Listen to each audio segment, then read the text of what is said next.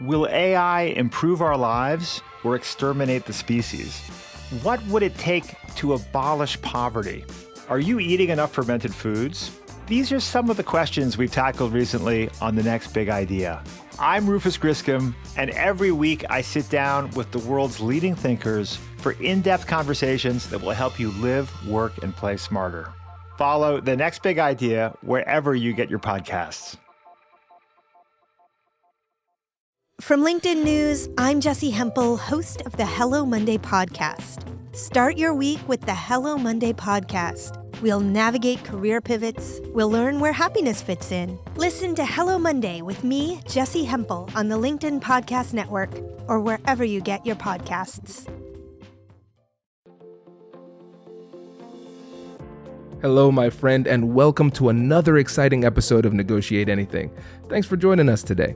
With over 10 million downloads and listeners from more than 180 different countries, it's dedicated listeners just like you who have made Negotiate Anything the #1 negotiation podcast in the world.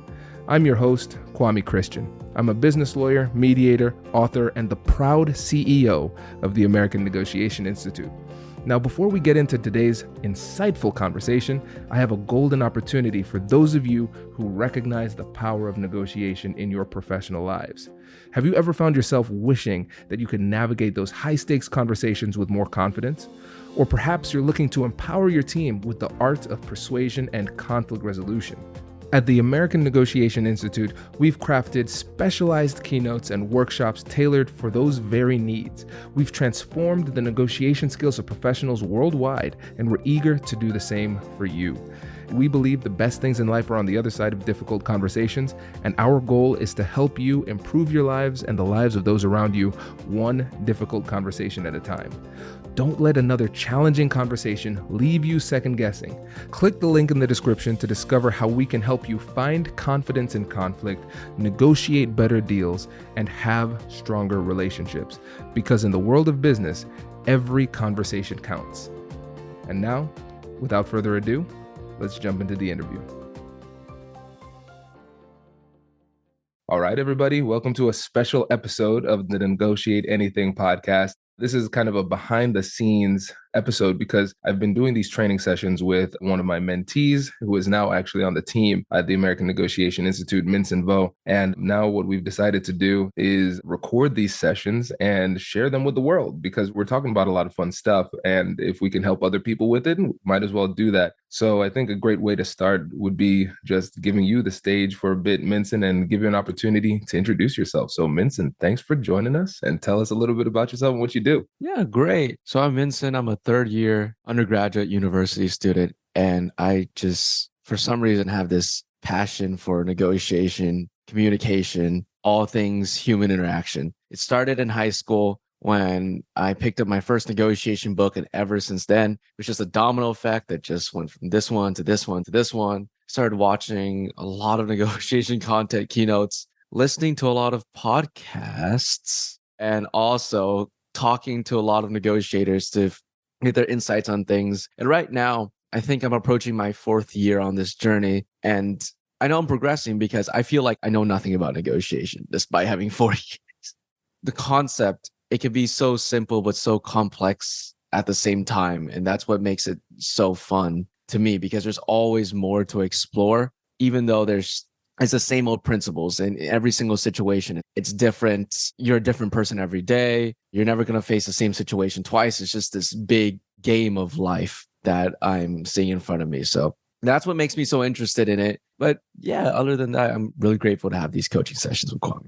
Let's talk about our topic today, which is setting boundaries, learning how to say no, which is an essential part of any negotiation and an essential part of life too, because anytime you say yes to something, you have to protect that yes with hundreds of no's in order to actually follow through with our commitments and live the life that we want to live. And so what we're going to do, audience, is we're just going to have an open conversation about the challenges of setting these boundaries when this comes up. And then we're going to actually do some role plays at the end too, so you can get a flavor of what this could look like. So Minson, I know you've been doing a ton of research for A&I and with your company as well when it comes to negotiation and whatnot. When it comes to setting boundaries, saying no, What have you found as some of the most challenging aspects of that?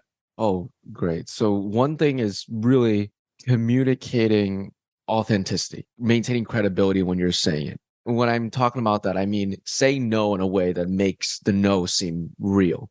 Now, I think that personally, you should never say it when it's not real. You shouldn't just say no for the sake of saying no for no reason. But if you have a genuine reason why you think you should say no, then you got to make sure the other person can feel it in the conversation. So for me, the main challenge when I started negotiating was I kept thinking of saying no as a tactic instead of like that I actually want to say no because I can't actually accept what they're giving. So when another person would ask me to do something, and I know I can't do it, but I'm thinking of no as like, okay, how am I going to tactically execute this no? I literally would be sitting there just thinking for 15 seconds. I'll be like, yeah, no. They just saw me consider if the answer was possible or not, rather than just saying, oh, no, yeah, I'm sorry, I just can't do that. So I think for me, it's maintaining that authenticity while I'm doing it to make it real. Yeah. And I think this goes down to one of the most important tenets of our approach to negotiation here. It's the authenticity, keeping it real, being genuine. Because if you're kind of playing games,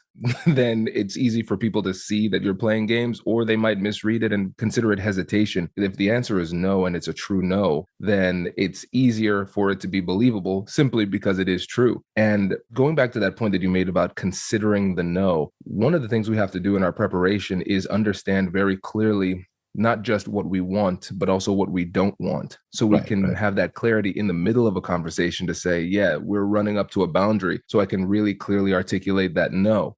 A lot of times what ends up happening is we haven't thought through our boundaries. And so somebody asks a question that we haven't really considered, and then we think about it, and then we give a tepid or hesitant no. And a good negotiator kind of be like a shark. They smell the blood in the water. That no didn't seem very strong. So I'm going to turn that into a yes because they're probably playing the game. Yeah. So that preparation and authenticity and being clear with that communication is going to be critical. Oh, yeah. When you mentioned like knowing it when you go in the conversation is a big thing too.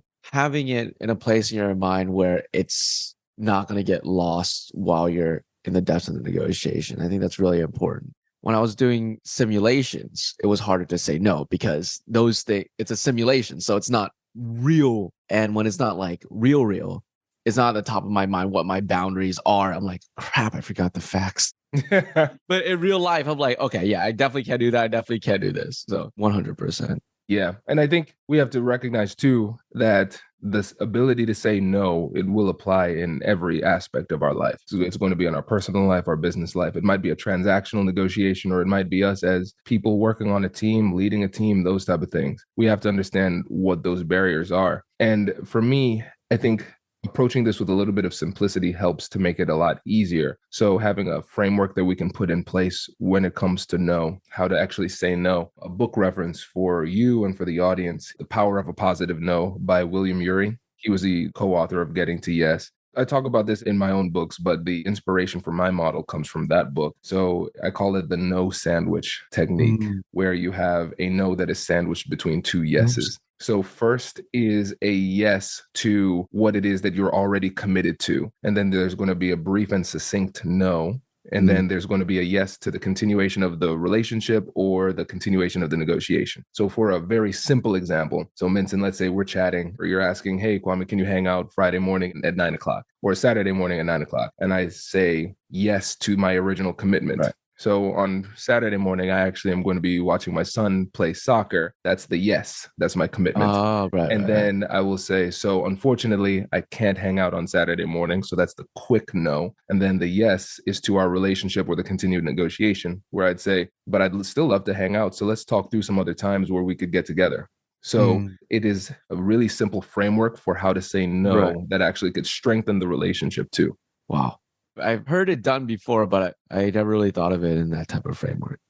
Oh, yeah. Yeah. It makes it so simple. I think it's super helpful. And the thing is, sometimes people, when I'm doing trainings and whatnot, they'll say, okay, well, what if I say that and it doesn't work?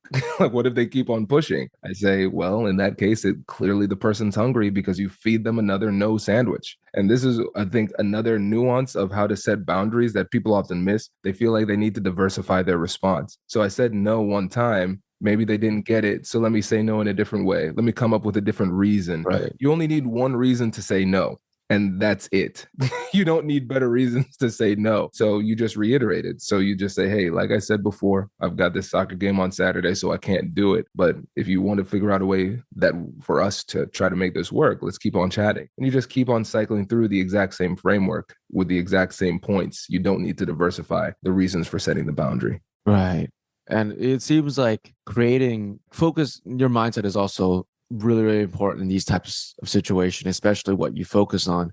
Because if you're in a situation where the other side, let's say you're a small startup and a bigger company wants to acquire you and they have all the leverage, that's kind of a very big situation compared to what we talked about. But in those situations, it's really hard to say no when you know you have no leverage. And it seems like it'll be better to focus on creating value or collaboration in those scenarios rather than, oh crap, how do I do this? How do I tread carefully on this without ruining this deal? Yeah, well, let's talk about leverage, because I think leverage is a really important factor of analysis here too, because there's never a situation where you have no leverage. We have limited leverage for sure. We have to be creative about it. So we have to understand the distinction between power and leverage. So power is something that is kind of embedded. There's an authority, like a rank that's in place. So within a company, you might have somebody who outranks you. They have more objective power. But in that example that you gave, it might be a large company trying to acquire a small company. They have more name recognition. They have more money. That could be a source of power. But leverage, on the other hand, is situational and strategic advantage. So you might not have power, but you can, with creativity, find some source of leverage too. So going to that example of the small business, maybe their source of leverage is they have a patent.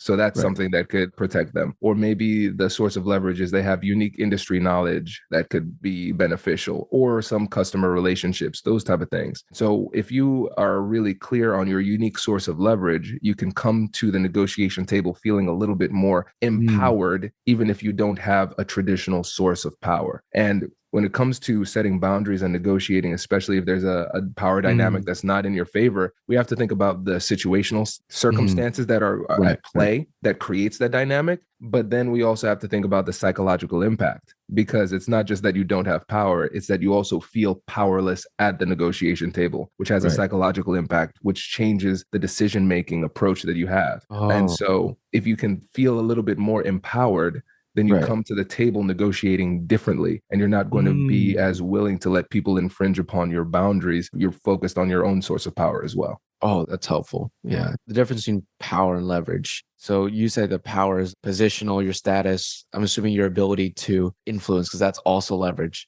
But I'm just going to say you're positional, it's positional, but leverage is more specific, situational. Exactly. And I remember yesterday I was reading something. So one thing you can do to empower yourself, and now I know how to apply it, is ask yourself before a conversation or a negotiation, just the question of, what are my strengths coming into this conversation? Just go over all of that in your head, and that would change your focus on it. Hello, my friends. Before we get back to today's episode, I want to ask you a question. Have you ever wondered how to elevate your team's negotiation game and how you can help the folks on your team have better, difficult conversations? At the American Negotiation Institute, we offer transformative keynotes and workshops tailored to empower professionals with top-tier negotiation and conflict resolution skills.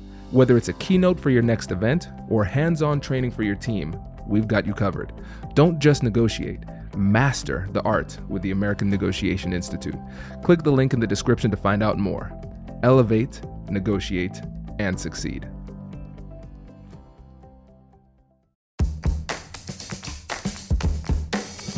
Hey you, I'm Andrew Seaman. Do you want a new job? Or do you want to move forward in your career? Well, you should listen to my weekly show called Get Hired with Andrew Seaman. We talk about it all, and it's waiting for you, yes you, wherever you get your podcasts. Brace the rudders! Raise the sails! Raise the sails! Captain, an unidentified ship is approaching. Over. Roger. Wait, is that an enterprise sales solution? Reach sales professionals, not professional sailors. With LinkedIn ads, you can target the right people by industry, job title, and more. We'll even give you a $100 credit on your next campaign. Get started today at linkedin.com/marketer. Terms and conditions apply. Let's use us as an example, right? Because I'm the CEO of A&I, and then you're helping us with research and all these different projects. So I have more power over you within the company. But then when it comes to, let's talk about that super top secret artificial intelligence project we're working on, right? You've done more research on it than I do. You've actually interacted with the product a lot more than I do. So I have more rank within the company, but you have more strategic advantage in this interaction because you actually have information and I need that information from you. When it comes to leverage, a big part of analyzing leverage is a needs-based analysis. Who needs the deal more, has more relative need? So yeah, you could say, yeah, Kwame's the CEO, he has all the power and leverage, but you have something I need, which is information that came from the work that you put in. Yeah, 100%. That's something, and from my experience, going among these different negotiation methodologies, just out of curiosity, is that a lot of modern methodologies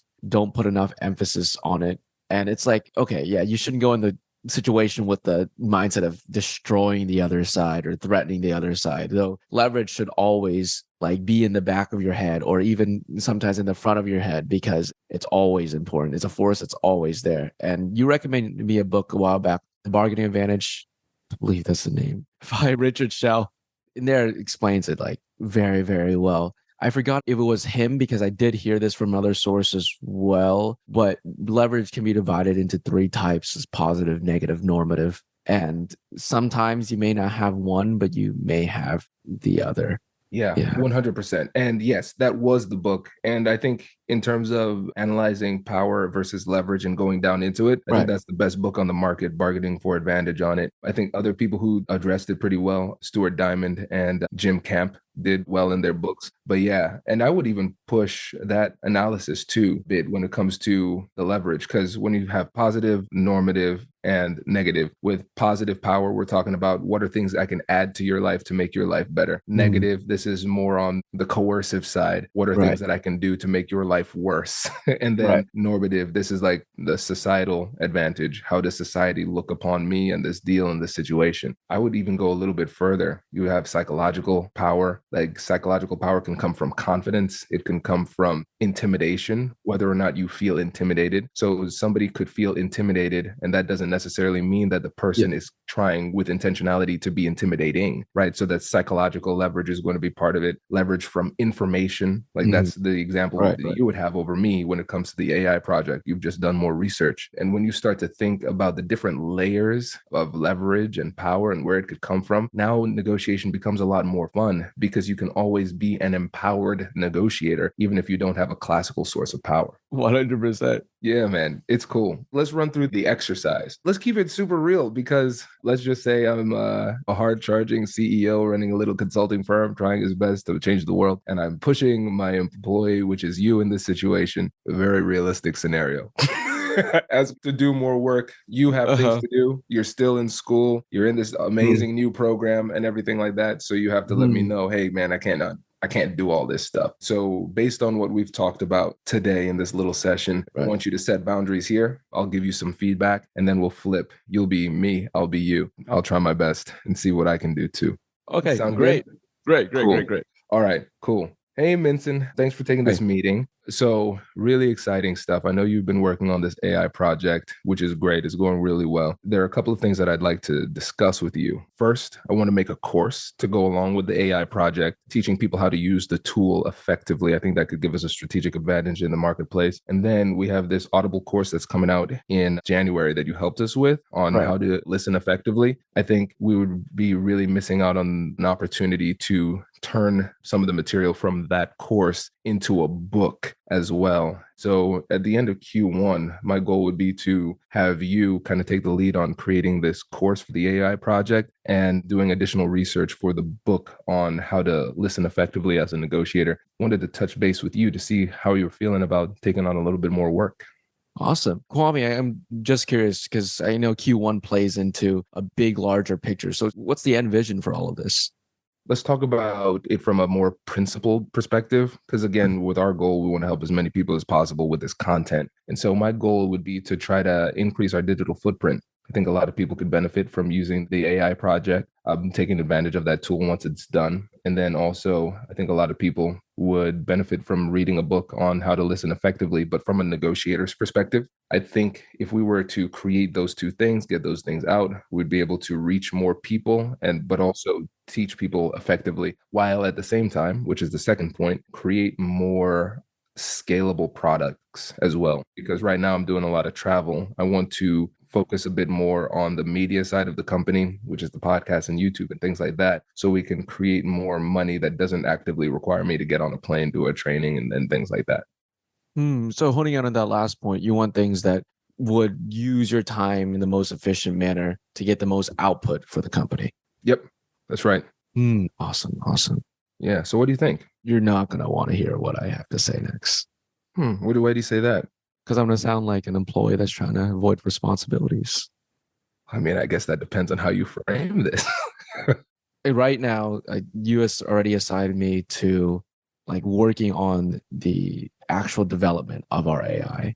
And that's taken up half of the hours I'm assigned every single week. And also, I'm tackling responsibilities from our chief operating officer in the sales process, which is taking up the other half of the hours. So it's going to be really, really hard for me to fit this in right now. And if we can find a way for me to balance everything and to accomplish our end vision as A&I that you mentioned earlier, then I'd be happy to discuss that. Ooh, pause for a second. Man, this was great. That was really, really good. So I was taking some notes.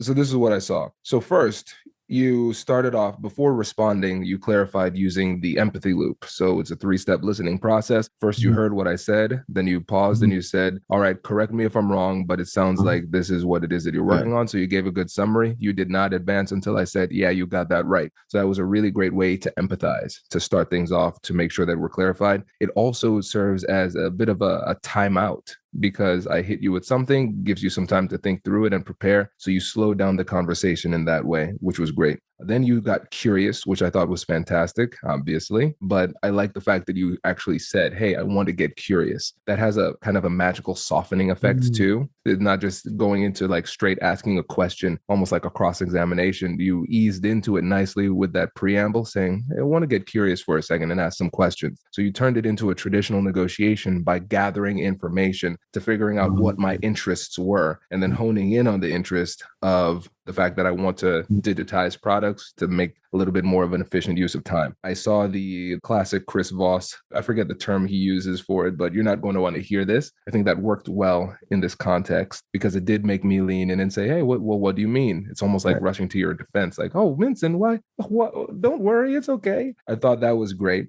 And then the way that you used the positive no framework from Yuri that you just learned was super smooth. Like, I didn't even realize that it was the framework until it got all the way through, because you said, well, right now, 50% of my time is already doing the AI project. 50% of my time is with Steph doing sales and ops, which, by the way, I did not know, which is actually really good context for me. So you never want to assume that the other person knows what it is that you're working on. I'm the CEO, and I still don't know everything that everybody's working on, right? So that was great. Yeah, no, I didn't make that up. I really didn't know. Oh, you did make that up. Yeah, I don't know. I made that up.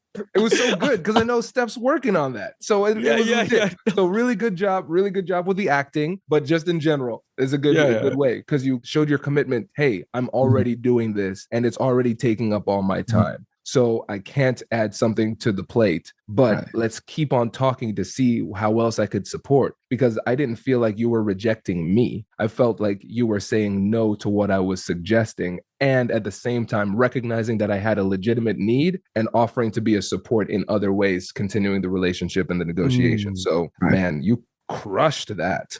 Oh, thank you. I have some reflecting thoughts for myself as well. Yes, please share. Yeah, one thing that I realized toward the end that I'm like, oh, I should have mentioned this. I didn't, was that how important the project is to me as well. Like, that's really, really important to me as well. And that's just, I know it's just like a common ground thing. It's not applicable in every situation, but the fact that we're in the same company and that's like my role is to support the company. What you mentioned is 100% important to me. Like, I want to get this done. So instead of saying, let's discuss something else, it would be like, so how else can we approach this? Yeah. Oh, I think that would have been a good addition. And so 2 points on that. First, even though you didn't say that, and it would have made the simulation better, you didn't need to perform perfectly to get an acceptable outcome. And I think a lot of times, this is one of the reasons I like to do these sparring sessions without any prep, because after we debrief, we can show people you don't need to perform perfectly to get the outcome that you want. You're never going to say exactly what that you wanted to, and you're always going to have those what I call shower comebacks, where after the conversation's done, you're in the shower, you're like, man, I should have said that thing. I still have that too. But as long as you follow the principles and you stick to it, even if you don't perform perfectly or articulate it perfectly, it's still going to work. The reason I like that as an approach too is because this is one of the fundamental tenets of trust building too. We're on the same team working toward the same goal. And whenever you have the opportunity to articulate that, I suggest that you do, even when you think that it's obvious. Because when people get really emotional, sometimes it turns into this us versus them mentality. And that tribal mentality makes it harder for people to empathize, connect, listen, understand, or even work through things in a collaborative way. So you always want to make sure that you're hitting that narrative, just letting people know, hey, listen, I'm on your team. I understand you want XYZ, and I also want XYZ. Let's figure out how we can work together to accomplish that in a way that doesn't cause any other unintended consequences. Right. We're not doing a fake simulation right now. Yeah. And it's something that's actually somewhat applicable, although you're really good at giving out tasks. So I never had to reject any responsibilities. But it's like that authenticity is projecting through as well. Or at least I try to be as authentic as possible in that simulation. It didn't feel like I was saying, I can't do this because of blah, blah, some reason I made up. I was thinking about it. I was like, okay, in this situation, like, who am I? What am I doing? I'm like, oh no, I'm dedicated to this. I'm trying to not even make you feel, I'm just trying to let you see my situation as it is. It's like, I literally cannot move. I'm stuck here, and it's not emotions or an ulterior motive. It's being closed in two walls that are physically there. Exactly. No, I think that, again, speaks to that power of authenticity, because I think a lot of times people struggle because they're trying to find some really cool way to say something they don't really truly believe. So it becomes much harder to access those things because it's contrived. It's what you truly believe, and it's actually the scenario. You don't need to try to think about that fabrication that you came up with 5 minutes ago. It comes up organically because it is what it is. And I think in this scenario, yeah, we have a situation where it's bandwidth, hard stop, can't do more. And I think a lot of times people might feel hesitant to use a technique like this when there isn't a clear, hard boundary where it's mainly an issue of preference. And if it's an issue of preference, you might not have enough power to establish your preference. So I think when it comes to preference, sometimes somebody just might have more power within an organization to say, okay, I understand you don't want to do this, but sometimes as part of a team, you have to do this. I'll reference an episode where Dave Stachowiak, the host of the Coaching for Leaders podcast, came on, and he said, yeah, at some point you get to a point within a relationship or a power dynamic where you don't have any more influence or authority, and you've done your best trying to influence without authority. But sometimes, even though you try your best, you still might end up having to do something that you don't want to do. But I think when it comes to setting these boundaries, I would encourage people to still lean into the authentic realization that sometimes not feeling comfortable doing something or not wanting something to be done a certain way or personal preference is a good enough reason to set a boundary. And I'll be honest with those people on those types of things. So sometimes somebody might want me to do an element of a project that I don't really want to do or feel comfortable doing. I'll just say, hey, listen, as far as the way that I prefer to spend my time, I like to do these things. And what you suggested, I recognize how it would really be helpful for you. And I want to be completely transparent with you. That's just not something that I feel comfortable doing or I enjoy doing. So if that's something that you need, I respect that, and I can put you in contact with another person who can do that for you. But if you're willing to be a little bit more flexible, we can do those things. And I think, again, just being honest with that is better than the alternative. Awesome. No, I'm excited to see you negotiate this, Kwame. But before we do, speaking on the power of authenticity and somewhat related to vulnerability as well, Miss Brene Brown, we would love you on the Negotiate Anything podcast if you're listening. Okay. That would be a lot of fun, because I think especially in difficult conversations, people don't fully understand what vulnerability means. Like, it can be really scary if done the wrong way. So there's a lot to explore there. But yeah, man, let's run through the simulation. You can be me. I can be you. I think you did a really good job already. We'll add a couple more wrinkles and then we'll wrap up, because I know Steph wants to chat. Okay. Started. All right. So Kwame, how have you been? I've been good. I've been good. I got into this entrepreneurial program here at my university. So thank you for that letter of recommendation. Things have been good. I'm happy to give you the recommendation. I mean, I was on vacation, but it was you. So I had to go in and type that. I really, really enjoyed it. I'm glad you got the program. Thank you. So yeah, what do you want to talk about, boss? So I know you're working on the AI right now. And I know you have school for a few more semesters until you're out. What I like to do is I like to give you the option. This is a big, big commitment or investment for ANI if you would want to do this. Is right now we are trying to expand ANI to different countries. Instead of making it the American Negotiation Institute, we want to make it the Global Negotiation Institute. And the only way we can do that is if we partner with certain firms that Steph has filtered out that are in different countries around the world, North America, Europe, and Asia.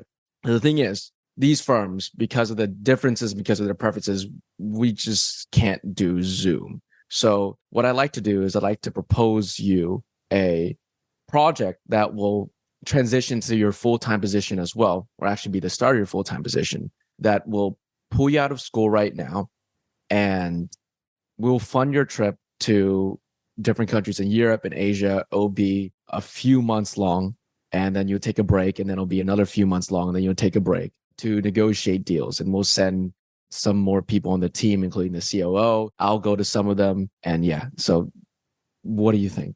Wow. Well, first of all, I think that sounds really exciting. It sounds like it's a really cool expansion of ANI, and I like the global contact. But before I respond, I just want to make sure I have everything right. So it sounds like the idea is to move the regional branding focus to something that's more international, because we do have large international following. So starting different or collaborating with different institutes in different parts of the world in order to create partnerships that will allow us to get a footprint established in these different locations. Is that a fair synopsis? Yeah, 100%.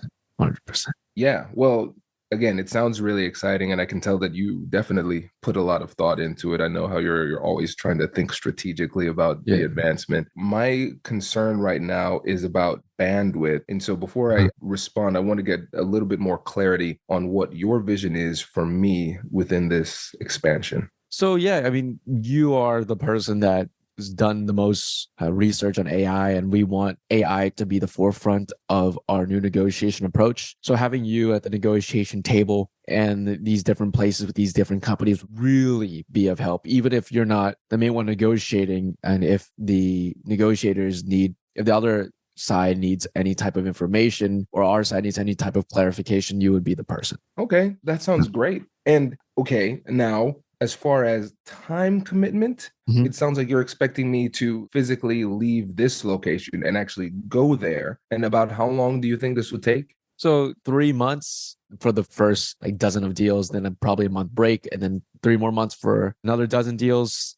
We don't know for sure, though. Again, this will be probably the start of your full-time position, so it would be time consuming. I can't even avoid that. It's going to be time consuming, though it's also going to be fun, and we're going to pay for your plane tickets and everything.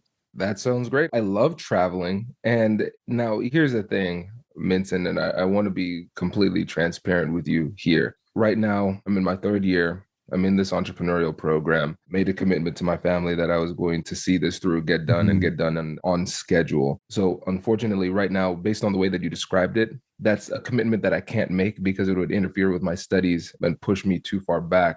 But I will say, though, I want to find some way to be involved in this, even though I am in school, in a way that allows me to still continue with my studies and support. Considering that, what changes do you think we could make to this opportunity that could allow us to accomplish both? I thought about this for a long time. It's just, why can't you leave the program? Leave the program at my school? Yeah, I mean, isn't the point of the program to help you have a successful job, a successful career? If you start off your career traveling the world and negotiating deals, there's no better alternative that a school or university can give you. I think that's a really good point. And before I answer the question, Minson, you tell me if I'm off on this. I can tell that my response is a little bit disappointing and probably a little bit surprising too. Am I close on that? Yes. Yeah, that makes sense. And again, I apologize because I don't want to disappoint you in this way. The problem is I also don't want to disappoint my parents who I made that commitment to as well. So I want to be clear. I'm very grateful for this opportunity. I definitely see that this would be beneficial to my career. It would really be a strong start. The problem is that as it is currently configured, it would require me to leave school, which would push me back. If there's a way for us to kind of get around that, I think we might be able to work something out, but I can't make a decision that would push me back beyond schedule for my university studies. Okay. I guess I have to find some way that changes on my part. I don't know right now. I can't really force you to do this or anything. I'll meet the rest of the team. I'll update you how it goes. Perfect. All right. And let's pause. Okay, even though it was similar, it was very different. Let me let you have the first shot at the debrief, and then I'll debrief, and then let me get back to Steph because I know I'm late for meeting with her too. Yeah, no. First of all, I'm glad I didn't take your name because I would have made you a terrible negotiator in that situation. So I was trying to play the role of somebody who gave something really big that there was like in their head. They're like, there's no way he would reject this. The things I observed is that at the beginning, what I noticed was from the start, I think it was body language or something. Like you gave off, I don't know if this was on purpose or not, you gave off the vibe that you were leaning toward no. So it was like a cone or something. So you know, like how when people talk, you're listening to them talk, you're like, oh, they're going to say but in like 2 seconds. Yeah, that's amazing. But you didn't say but because that's not even vocabulary. But you said that and then you gave the little no thing. And I was just like really, really shocked. And afterward, I was like, what would a typical boss do in this situation? I'm like, but this situation is, I'm giving you so much. Like the university can't give you this. And then you mentioned your family, your commitments. And inside at the moment, like throughout the entire thing, for the moment you said no, I did feel like really, really discomfort. And at the end, I still felt that like rejection is painful, but I didn't feel I could blame it on you. It's like if somebody misses a really important meeting and then texts that they have COVID, you want to be mad at them, but you can't because you know it's out of their control. Definitely that type of feeling. And if anything, I think that one thing that could have made me feel even better at the end is maybe just personal experience. Though for me, especially the cultural difference coming from an Asian, semi-traditional Asian household, family is the most important thing. There's politics, everything, work, everything is secondary to family. So if you mentioned something about your mother or your father, explain or like describe more about what you committed to them, I think I would have felt not only that you couldn't do it, but I would have felt moved as well. I would have felt like really, really encouraged to do something else for you. Yeah. But yeah, Kwame. I love that. Let's start off with that last point too, because essentially, I mean, let's go back to Aristotle and the persuasive triad, like ancient Greek style. We have logos, ethos, pathos too. You're talking about the passion, the pathos side of it too, because I had the like the logos, the logic, the ethos, like the credibility that doesn't really apply in this situation. But I went really hard on the logic. I really could have gone a lot harder on the passion too, to just say, hey, listen, I don't want to disappoint my parents. They worked hard to get me here. They kind of paint that clearer picture. I think that would have been strong. That's a good call out too. I noticed one of the things was there was a lot of silence on your end, thinking through it. And I want to be clear for everybody who's listening too, I still have that desire to jump in. Silence isn't really comfortable. You can become more comfortable in silence, but it's hard to get to that point of perfect level of comfort. Right. So I still wanted to jump in, but I recognized no restraint, discipline, let him process. He's processing right now. So I'm not going to jump in, even though there's an awkward silence. I'm going to let that marinate for a little bit. Another thing you said that I thought was a great analysis here, you felt discomfort knowing that the no was coming. You felt discomfort when you received the no, but then with the way that I approached it, you said you still felt discomfort, but you didn't blame me for it. Yeah. I thought that was really well articulated. And that's the thing. A lot of times people allow the emotions or the fear of the emotional response of somebody else have a negative impact on them. But you're not responsible for their emotional response. You're responsible for approaching this conversation in the most respectful way possible to minimize the likelihood of a negative emotional response while accepting that you cannot control their emotional response. So I could see that discomfort, and I knew I did the best that I could to try to minimize that. And even though I recognize that discomfort, I didn't let that emotional or psychological pull let me jump in and try to alleviate your discomfort by giving in to what it is that you wanted. Just a simple negotiation rule. We do not trade emotion for substance. So I'm not going to make a concession because you feel bad. That's not a good move, right?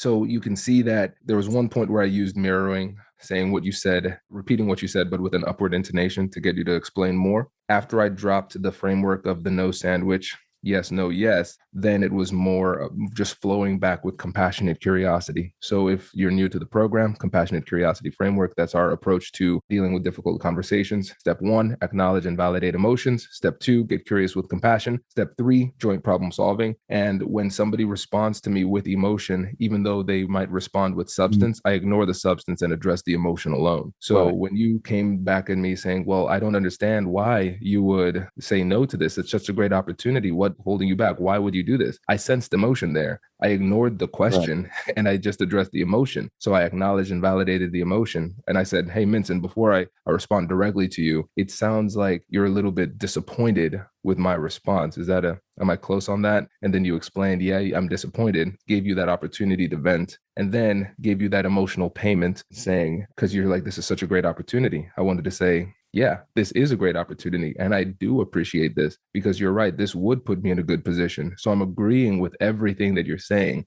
And I also made a commitment and I need to stand firm to that commitment. So I want to be part of this, but I can't break that commitment. So you can see how you sequence that. You address that emotion part first before being kind of drawn into an emotional back and forth. Why wouldn't you do this? I'm saying no because I need to do this, but why blah, blah, blah, blah. And then it turns into an emotional back and forth where you are asking a question driven by emotion and I am responding driven by substance and logic. And those two things just aren't meeting. So I'm going to meet you at the emotional part, lower that before I move on to substance again. No, this was fun. It's awesome.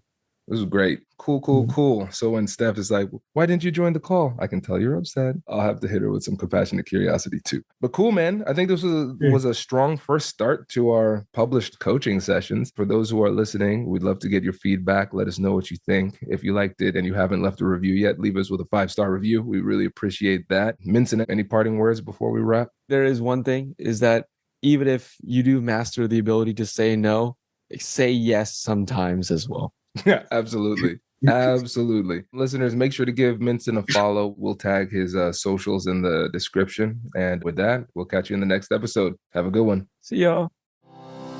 Congratulations! You've just joined an elite club. By listening to a full episode, you're now officially on the Negotiate Anything team. So welcome aboard.